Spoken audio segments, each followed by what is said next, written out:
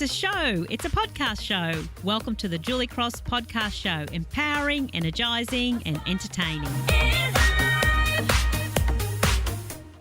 A follow-on post from the anniversary post that I shared. When I shared that post on Facebook, I had a wonderful outpouring of support from my tribe and an affirmation, I guess, of my feelings, and also some people expressing how it helped them and how their journeys were very similar, etc. And there was also a lot of support for my new guy, my new love, and honouring his presence in my life and his support.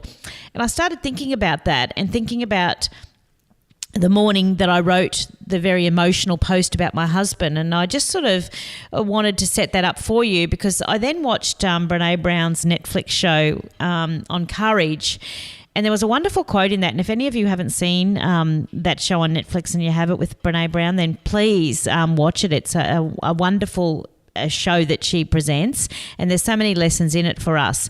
And it made me really realise with something that she said of how much of a great support Craig was for me this particular morning, and how hard it can be to show up in a way that we need, and that we have to work on that. So it was the morning when I woke up and we were sitting in bed and having a cuppa that Craig gets every morning for us, and he was starting to chat, and this was the morning of my anniversary, and so my mind and my heart were someplace else, and they were thinking of my husband and those memories, and I knew I had to write and just get it out. And so as he was starting to chat to me about our day and what we were going to do, I had to say to him, I just need you to be quiet for a moment, and I just need to write something here and reflect.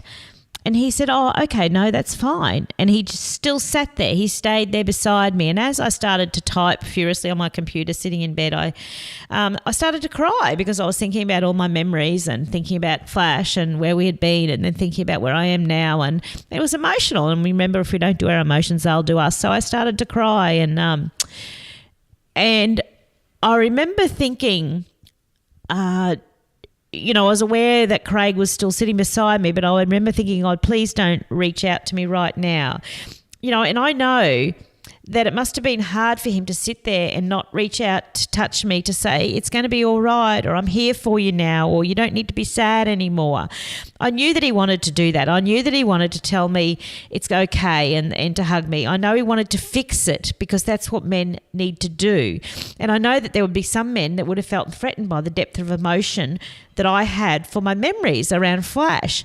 But you see, not my guy, not this guy. My guy did exactly what I needed, and I need to honour that. He was quiet, but he was there.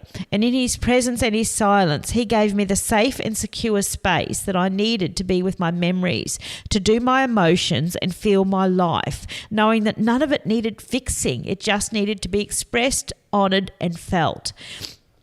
And for that presence that he showed me, I am so grateful. In Brené Brown's Netflix show, she said, show me a man who can sit with a woman in shame, fear or vulnerability and not try to fix anything, but just be there and listen. Then I will show you a man who has done his work and doesn't get his power from being the fixer of all things. So my guy just listened by being silent and honouring my need to have my moment to write, cry and express and be vulnerable while dealing with some fear and shame that were within my memories that caused such emotion. But he wasn't trying to fix it, negate it or be threatened by it.